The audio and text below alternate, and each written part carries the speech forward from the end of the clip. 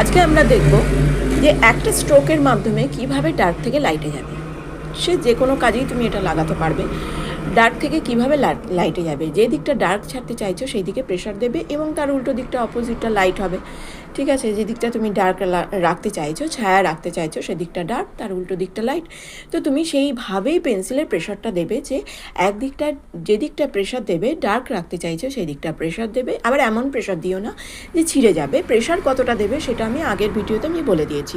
তো তোমরা সেই ভিডিওটা অবশ্যই দেখে নিও যে কিভাবে পরীক্ষা করে নেবে যে তোমার প্রেশারটা কতটা হবে। ঠিক আছে, এবার আমি একটা ফ্লাওয়ার ভাসে তোমাদের দেখাচ্ছি। দেখো, ফ্লাওয়ার ভাসে যে দিকটা কার্ভ থাকবে সেই দিকটা আমি, সেইখানটা একটু বেশি ডার্ক হবে, তো পেন্সিলের প্রেশারটা সেইখানে একটু বেশি পড়বে। আবার যেখানটা লাইট হবে সেইখানটা একটু প্রেশারটা কম পড়বে। এটা না, তোমাকে এটা নিজে প্র্যাকটিস করে এটা তোমাকে বুঝতে হবে। ঠিক আছে, এবার দেখো আমরা যত ভাসের, ফ্লাওয়ার ভাসের নিচের দিকে যাব, এবার সেই পোর্শনটা আস্তে আস্তে কিন্তু একটু ডার্কের দিকে যাবে। ঠিক আছে, সেই জন্য আমি সেই দিকটা ডার্ক ছেড়েছি। এটা তুমি যখন একটু স্কেচ করলে, এবার সেটা তুমি একটু প্রেজেন্টেবল করতে চাইছো, তখন তুমি এইভাবে ভ্যালুটা দিতে পারো, শেডিং করতে পারো। আমি সাধারণত শেডিং খুব একটা করি না, একটু হ্যাচিং দিয়ে দিলাম, হয়ে গেল আমার শেডিং। কারণ স্কেচিংটা তো অত স্পেশাল করে টাইম দেওয়ার নয়।